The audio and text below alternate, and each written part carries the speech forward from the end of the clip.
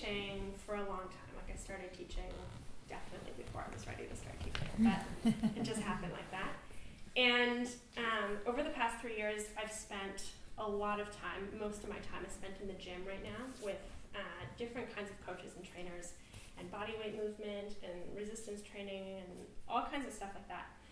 And I just think it's really important as teachers to tell your students to go elsewhere as well. And that part of the solution to this problem of repetitive strain injuries from yoga is just not doing so much yoga. Because I've come from this like personal perspective of, I used to practice yoga super hard, like as hard as I could for exercise, 6 or 7 days a week.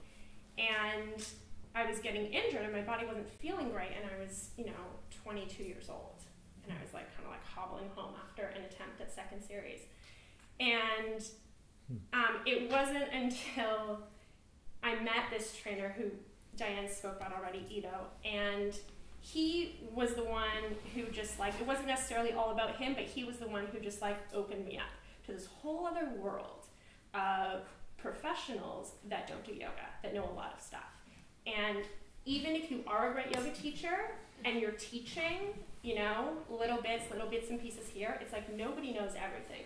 So even if your yoga teacher is amazing, it's not enough just to have that. I think that if everyone, I also understand that like how many facilities can one person really belong to? Like I have 2 gym memberships, and I know that not everybody is going to be down for that. But I think that if everybody, had 5 personal training sessions with a really excellent trainer who understands, this person does yoga, this is the problems with yoga, this is what we should teach this person. I think that it would really benefit everybody's body, because people ask me at the studio all the time, they're like, what do you do? What do you do outside of yoga? I'm like, I do a lot of stuff. A little bit because this is my job and this is my life and this is all I care about. And I definitely don't have to do all the stuff that I do. But I think that if it was more put out there into the world, that, everyone should probably do some sort of resistance training. Like, the injuries would decrease so much. And I've seen this in my own body. And, like a good friend of mine is here tonight as well, and she's had it in her body, and my mom's had it in her, and just like everyone who I deal with has just done too much yoga, and it's not really yoga that's the problem. It's not the yoga necessarily that's bad. Like it can be, but it doesn't always end up like that. I think that a lot of the time it's just doing yoga 6 days a week for like 5 years or 10 years. That's the problem.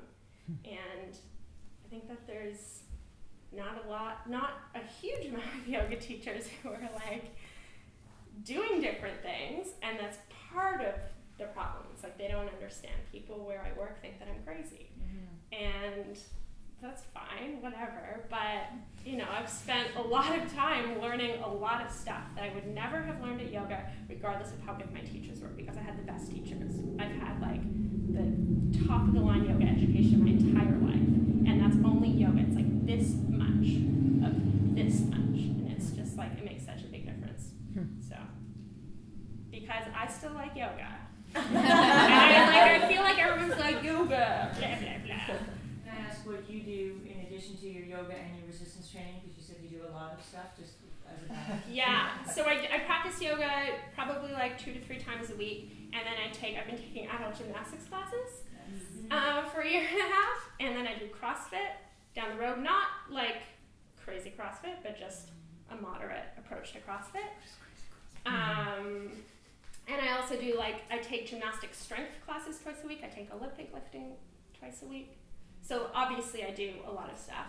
And right now I'm gearing up for a powerlifting meet. So most of my training right now is like heavy strength building. But when I met Ito, I was only doing yoga, and I was not at a point where I was ready to step foot in the gym, because that seemed like a bad idea to me.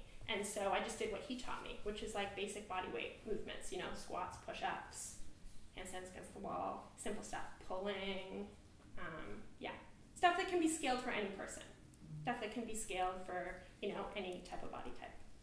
Can I ask, why did it seem like a bad idea for you to step into the gym?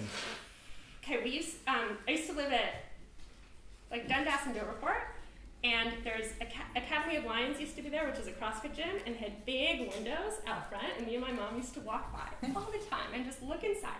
And they're like throwing shit and like with the hammers, and like it looks just super aggressive looking.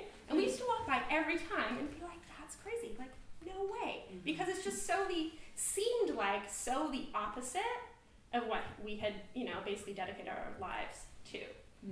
But now that I go there and I like throw the tires and push the sleds and lift the weights, it's like, this isn't that crazy. This is like functional stuff. I mean, you need to be able to pick something up. So yeah, I think it's just my conditioning, my yoga conditioning.